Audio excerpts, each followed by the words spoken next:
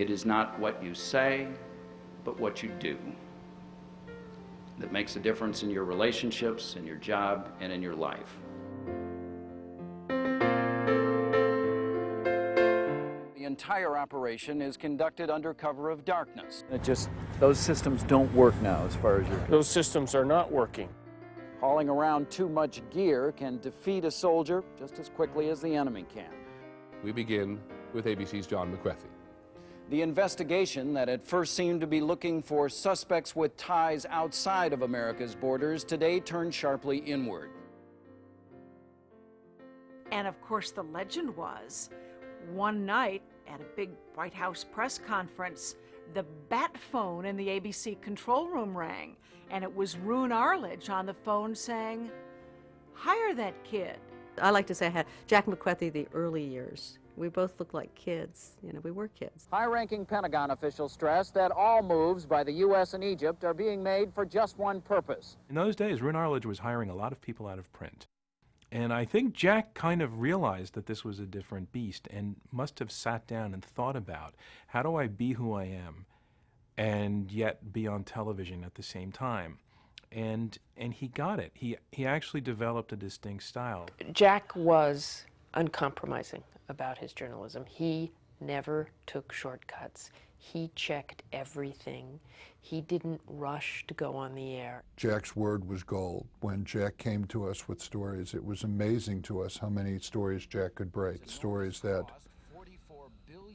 nobody else had. Because so much of how the B-2 operates is still secret, the Air Force has put off this moment for years, finally allowing a reporter with cameras to fly. 1 heavy wind, 180.7, clear for takeoff, change to deploy. With the flip of a few switches in this cockpit, you can put this into the stealth mode. Yes. He was like the ultimate Pentagon correspondent. I mean, he was the guy that everybody else looked up to, and everybody, in a way, wanted to be like McWethy. He was the standard. In his quiet way, John McWethy was absolutely fearless. Jack and I went to Liberia in 1996 at the height of the Civil War then, when the country was literally on fire. One rebel group had come down, literally down to our hotel front, and had taken over a new position, so we were literally trapped. Then we had to get out of the hotel and get back to the embassy because the area was too dangerous. We then had to make a decision about whether we would, as a group, run up a hill to the embassy without an escort, across a field that was essentially the battleground. Jack was instrumental, I thought, in sort of bringing the group together and listening to everybody about whether this would be a wise thing to do, a prudent thing to do, should we do it. At the end of the day, we decided to go for it. We all had to load up our suitcases and our cameras and all of our gear into 3 or 4 wheelbarrows. And they sent down a member of the diplomatic security team to cover us. With his guidance, when he said run, we just ran like hell. Run! Run! And even in these situations, Jack always was always professional, always very supportive, and always, even in these situations, fun to be with. As far as covering a story thoroughly, and Jack is the best. I think he taught us all an immense amount about what it means to be a journalist. Jack was a mentor. He was an incredibly good teacher. He took me around the building to introduce me to some of these folks, and he would sit me down with them and he would say, you know, this is Brian, and if you're talking to Brian, you know, I want you to know that you're talking to me, and you can tell him anything that you would tell me. Well, you know, I used to work the late night desk, so part of that job was always waking people up. So there was one time I called, and there was always a little bit of hesitation when I heard that it was Jack that I had to wake up. And one night I called him up. I said, Jack, it's Louis from the desk. And there was a pause, and I heard him say, yes, Louis. And I told him whatever had to be done. And then later he said, Louis, don't you ever call me again at this time of night, or I'm going to go through this phone and rip the phone cord around your neck and kill you. I stared for a second, a little nervously, and I was like, oh boy, what's going to happen here? But we went through it, and we hung up the phone. About 2 minutes later, he called back, and he apologized. And he said, listen, I like you. You're just doing your job, and I'm sorry, but I just had to vent. And that was pretty much it. He could be cranky. Jack could, and that's the only word for it. He was never mean. He was never, he was cranky. And he was a very good cranky. How long was that? 2 seconds heavy. It was 14. We can't live with 2 seconds? Nope, you can't. I mean, there were times in the morning when I hated making that phone call to the Pentagon because I knew Jack is going to have a fit. And then 15 minutes later, he'd call me back and he'd talk about the story. He might stop and ask me about how is my wife doing or my newborn son, or he'd talk about his family. So there, he compartmentalized very well, and I think we really respected that. He was incredibly patient, incredibly generous with his knowledge. I learned so much from him. I refer to John McWethy as my hero. It's the most wonderful thing people can say to me. They'll say, Jack McWethy is really proud of you. He was able to sift through what's really important for the American people to know and what's kind of in the noise level, and that sets him apart. You keep saying this was a very successful operation, but it's a little difficult to believe you or the Afghans, where's the truth here?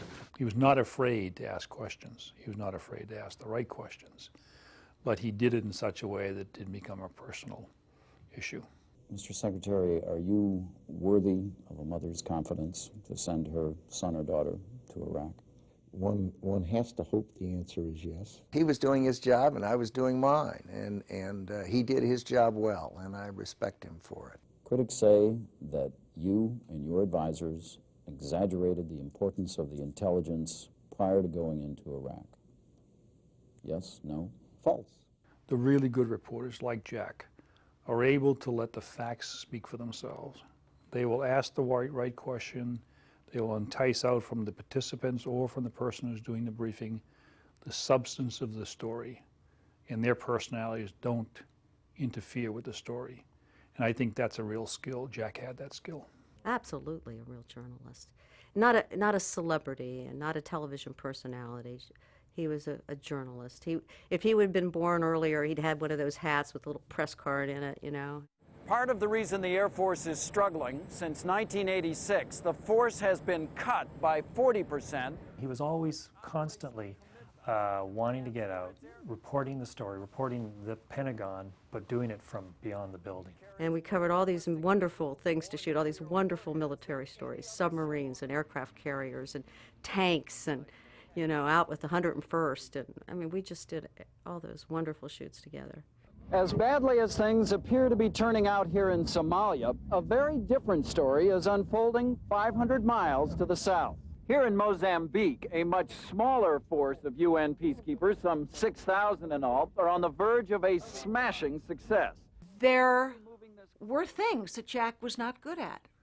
He was not good at herd and pack journalism. He would look, think, watch, figure out what his angle was on something, and let everybody else run around with their heads cut off like chickens. When we would go traipsing around the world, I'd get giddy and excited about standing in front of the Eiffel Tower at the French bicentennial and standing there in a glorious Paris morning doing our stand-ups, and Jack would just be kind of looking at his shoes, wishing the live shot would get over so he could go back to doing some reporting.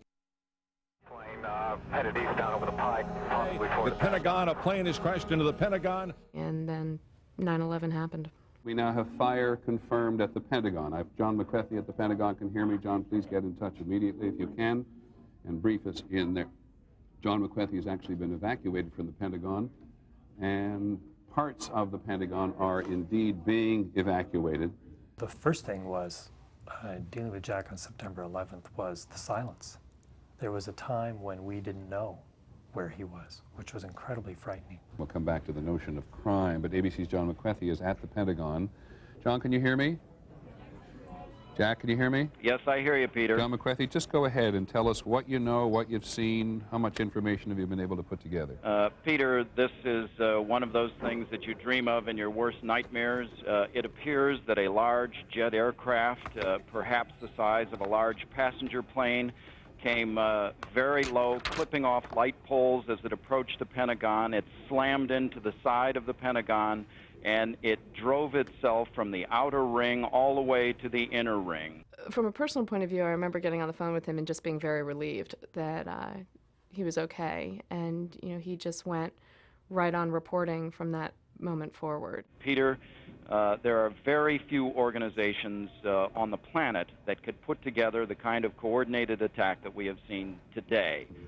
That points most initial fingers at Osama bin Laden's organization that has the money and the sophistication to do this. His reporting was so dead on, factual, straightforward. He didn't let anything else really get in the way of covering that story. My favorite line from the commencement speech that Jack gave in 2003 at his alma mater was, "Never confuse your career with your life." "Don't confuse your career with life." You know, we have all discovered that speech in the last few days. I loved that, and I would refer to that speech over the years and get such a wonderful sense of Jack. We all knew that Jack's family came first. We all knew that Jack had his priorities in order. You know, work is work, but family is what really counts. And he really gave me a perspective of what was important in life. He loved Ian and Adam. I mean, he loved them so much. He was so proud of his kids. He talked about them all the time. We were up on Shemya Island, and we were trying to get back, and the plane that was coming from Anchorage to take us back had gotten delayed.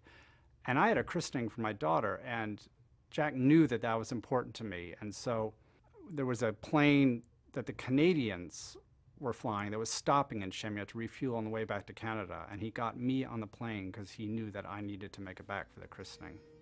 That was one of the things that really meant a lot to me. It really showed me that he knew how important the work was, but he knew that family was more important. Jack's last day at the Pentagon was, I'm told, a fairly slow day. There wasn't a lot going on. He was not in the broadcast that night. And I have a feeling that Peter just wanted to get him in the broadcast one last time, because at about 4 or 4:30 in the afternoon, a story broke about a polar bear that had attacked a nuclear submarine that came out of the ice in the North Pole. They called him up and said, "We want you to do a story, and we're going to make it the show closer." The way I believe it had been set up is Jack was going to run his piece and then come on to talk with Peter live at the end of the broadcast, and lots of time was left for that. What they did not expect to find, Peter, was a welcoming committee quite so interested in having them for dinner. Thank you, John. And by the way, John, not to embarrass you, but you have once again done a brilliant job. I don't think everybody knows that, John, you are leaving the Pentagon beat for a while. In typical Jack fashion, he wasn't going to come on and wax poetic about his own career. It just wasn't him as a journalist. So when Peter tossed to Jack, expecting, I think, a little bit of banter back and forth, Jack simply said, "Thank you, Peter." And that was the end of the broadcast. He was a man of very, very dry sense of humor. That's a strong dog. He looks like he's a borderline. Let's go with a regular. That's what my mother said. I was borderline. Why aren't there more women pilots? I think this is designed for women to particular strap. Yeah, I think they have a little bit easier to go at it than we do. They have a little bit easier to go at it than we do. In a place where even television correspondents sometimes have difficulty just standing.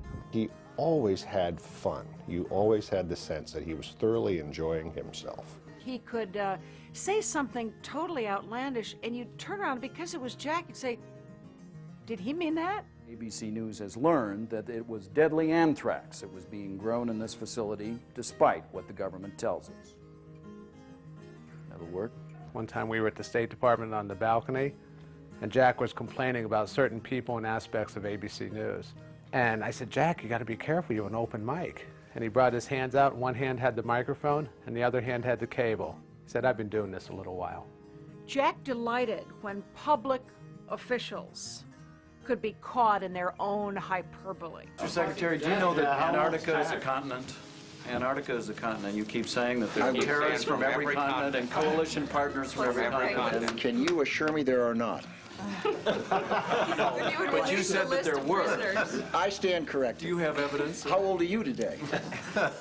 I'm not at liberty to say.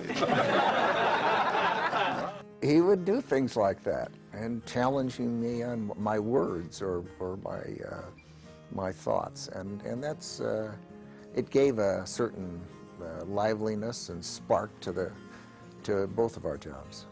Humor is the salve for pain. It's the relief from fear, and it's a spiritual vitamin pill. Humor is a moment of relief that almost rivals sex. But it's much less complicated, and you can do it in public. No death is easy. An unexpected death is twice as hard because you don't have time to prepare for it. And you kind of criticize yourself for, I should have said this, I should have done this. That's a normal human reaction. I miss his dedication to the story, to the people, to the truth. He was just such a great man, and I feel so privileged to have been able to spend that time with him, you know, to be able to have that kind of a person to emulate and to learn from and to watch. His reporting, obviously, without parallel. No one better. But I think it was his humanity and just how he's just a very generous man and very a gentleman. His integrity as a journalist, that's what it was, his integrity. When you think of Jack McWethy, that's the word. Integrity. The real deal. Just because you can't hug Jack, you know, you can hug the memories, you can hug the principles, the way he lived his life. That's all for you to hug every day, and that's what you got to do. You know, I always carry the way he made me feel, which was, you know, always very good, and that I could do what I wanted, and I always felt like he valued everyone. I think the thing that most people have to hold on to is the contribution that that individual made during the course of his or her life. In Jack's case, I think he set a standard of journalism that becomes a case study in how to be a good journalist. I'm going to miss him. I'm going to miss him a lot, and I think a lot of people will.